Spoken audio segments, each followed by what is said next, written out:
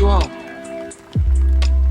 Chief Justice Rehnquist, President Carter, President Bush,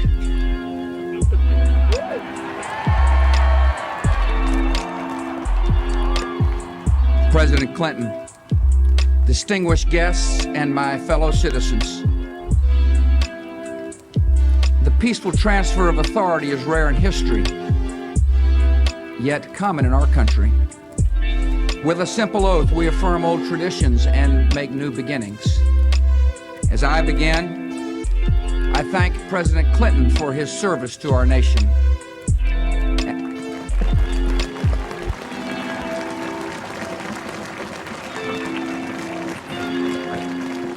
And I thank Vice President Gore for a contest conducted with spirit and ended with grace.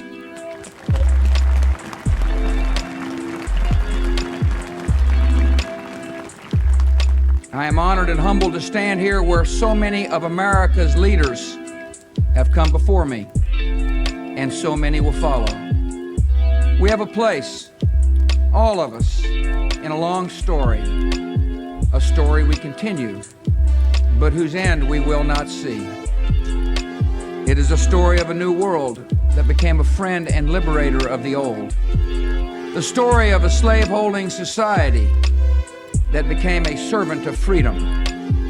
The story of a power that went into the world to protect but not possess, to defend but not to conquer.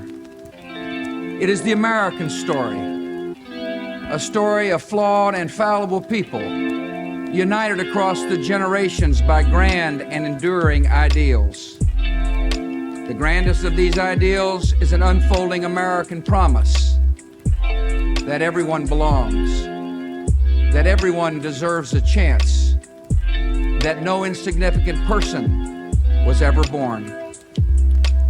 Americans are called to enact this promise in our lives and in our laws. And though our nation has sometimes halted and sometimes delayed, we must follow no other course. Through much of the last century, America's faith in freedom and democracy was a rock in a raging sea. Now it is a seed upon the wind, taking root in many nations. Our democratic faith is more than the creed of our country.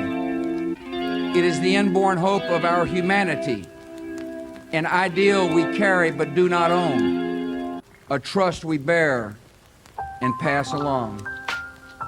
And even after nearly 225 years, we have a long way yet to travel. While many of our citizens prosper, others doubt the promise, even the justice of our own country. The ambitions of some Americans are limited by failing schools and hidden prejudice and the circumstances of their birth. And sometimes our differences run so deep, it seems we share a continent, but not a country. We do not accept this, and we will not allow it. Our unity, our union, is the serious work of leaders and citizens and every generation. And this is my solemn pledge. I will work to build a single nation of justice and opportunity.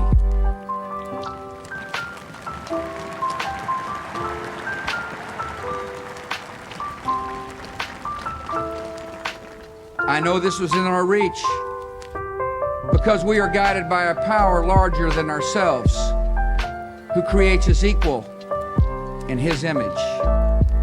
And we are confident in principles that unite and lead us onward. America has never been united by blood or birth or soil. We are bound by ideals that move us beyond our backgrounds, lift us above our interests, and teach us what it means to be citizens. Every child must be taught these principles. Every citizen must uphold them. And every immigrant, by embracing these ideals, makes our country more, not less, American. Today,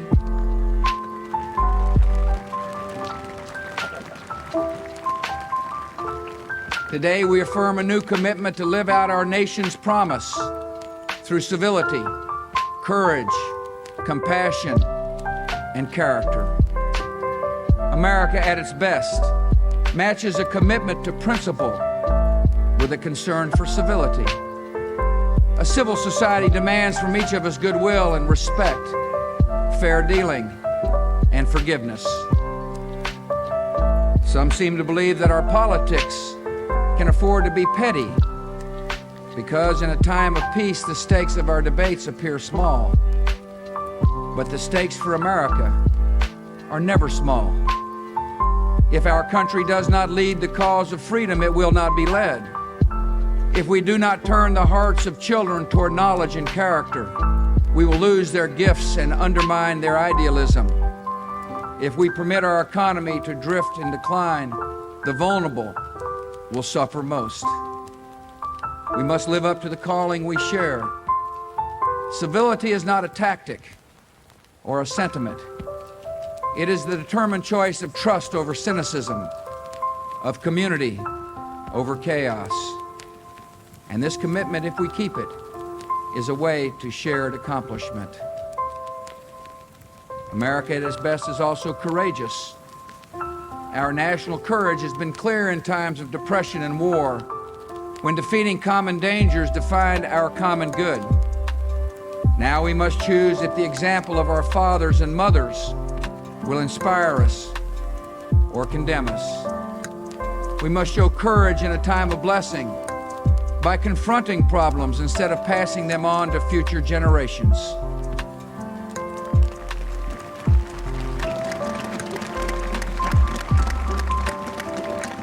Together we will reclaim America's schools before ignorance and apathy claim more young lives. We will reform Social Security and Medicare, sparing our children from struggles we have the power to prevent. And we will reduce taxes to recover the momentum of our economy and reward the effort and enterprise of working Americans. We will build our defenses beyond challenge, lest weakness invite challenge.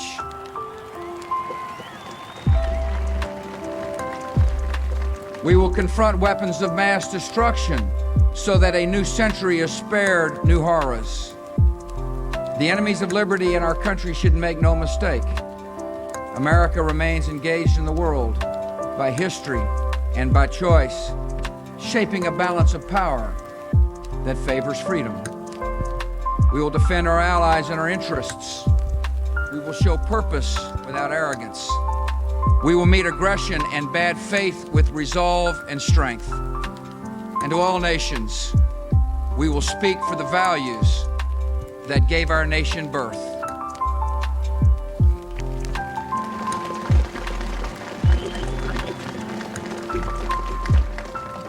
America at its best is compassionate.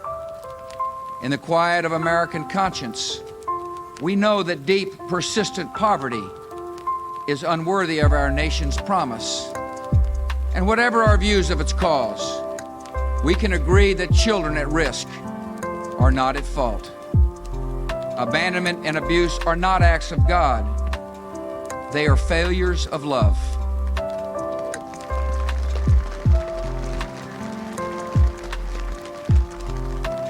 And the proliferation of prisons, however necessary, is no substitute for hope and order in our souls. Where there is suffering, there is duty. Americans in need are not strangers. They are citizens, not problems, but priorities. And all of us are diminished when any are hopeless.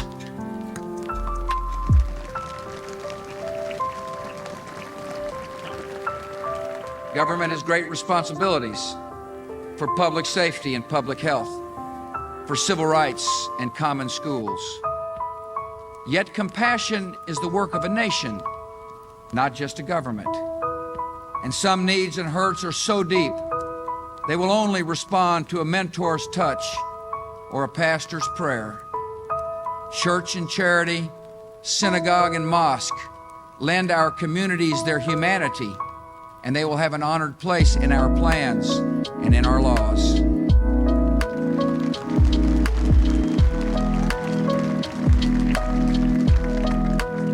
Many in our country do not know the pain of poverty, but we can listen to those who do. And I can pledge our nation to a goal. When we see that wounded traveler on the road to Jericho, we will not pass to the other side.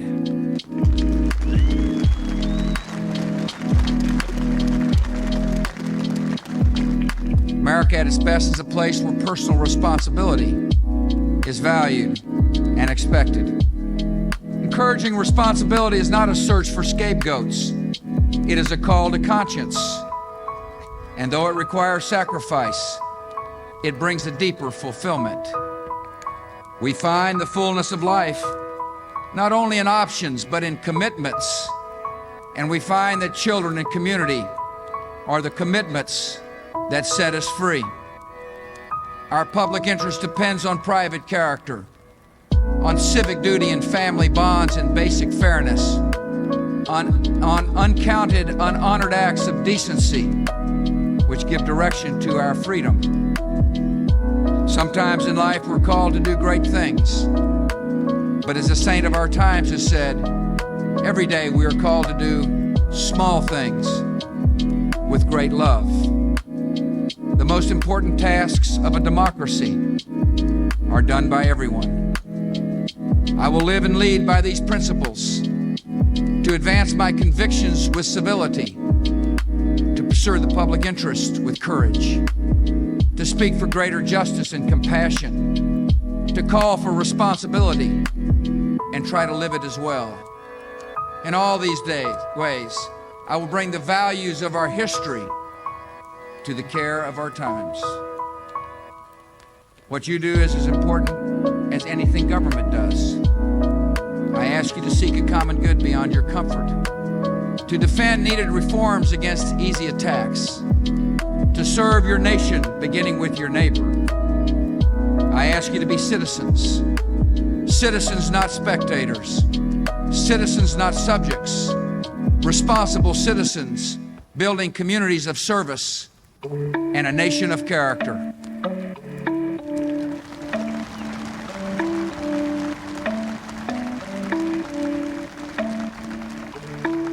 Americans are generous and strong and decent not because we believe in ourselves, but because we hold beliefs beyond ourselves.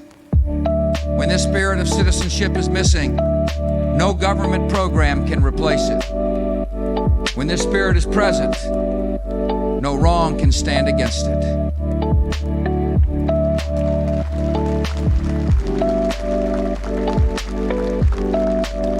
After the Declaration of Independence was signed, Virginia statesman John Page wrote to Thomas Jefferson, "We know the race is not to the swift, nor the battle to the strong. Do you not think an angel rides in the whirlwind and directs this storm?" Much time has passed since Jefferson arrived for his inauguration. The years and changes accumulate, but the themes of this day he would know. Our nation's grand story of courage and its simple dream of dignity. We are not this story's author, who fills time and eternity with his purpose. Yet his purpose is achieved in our duty, and our duty is fulfilled in service to one another. Never tiring, never yielding, never finishing, we renew that purpose today to make our country more just and generous, to affirm the dignity of our lives and every life.